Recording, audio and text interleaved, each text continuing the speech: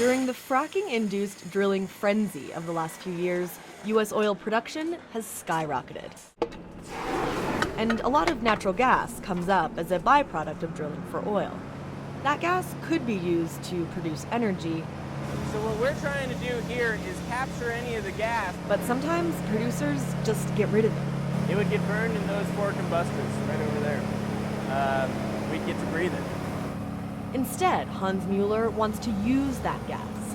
His company, EcoVapor Recovery Systems, works with oil producers to separate out the natural gas and sell it. Wherever there's a flare that is burning gas and that gas isn't being used for anything else, to me it just seems like an opportunity. And essentially used in every part of the buffalo.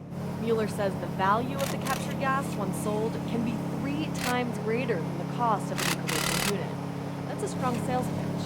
With oil prices so low, oil companies are looking for ways to cut costs quickly with little investment up front. And so some energy startups are pitching their products as ways to save money during the downturn. Liquid Glide is a truly revolutionary product. At a recent energy conference, energy startups were hawking their wares.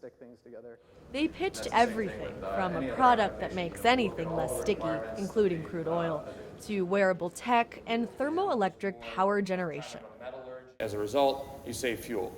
At the IHS CERAWeek conference, Alphabet Energy CEO Matt Scullin sees opportunities in the downturn. Oil and gas companies are now investing in efficiency, and we fit, squarely into that bucket. What's good for shale is good for the U.S. economy.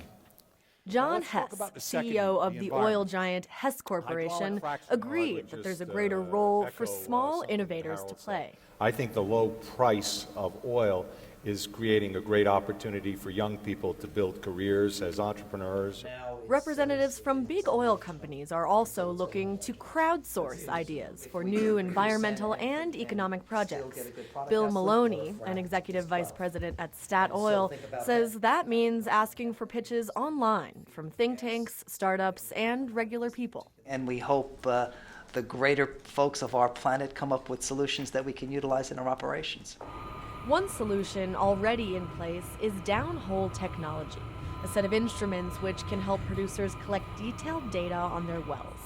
This is the inside of one of our downhole gas sensors.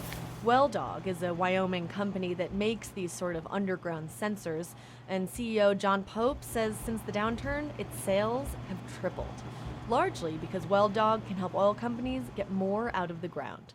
In boom times, optimizing can lead to increased profits. In challenging times, optimizing can lead to the difference between profits and no profits. Adoption of these technologies has helped oil companies bring spending down, way down. IHS, a consulting company, predicts well costs will decrease more than 30% by the end of this year. But according to IHS analyst Chris Robart, oil companies have managed much of that by squeezing savings out of their service companies, demanding they lower their prices on things like trucking, drilling, and equipment.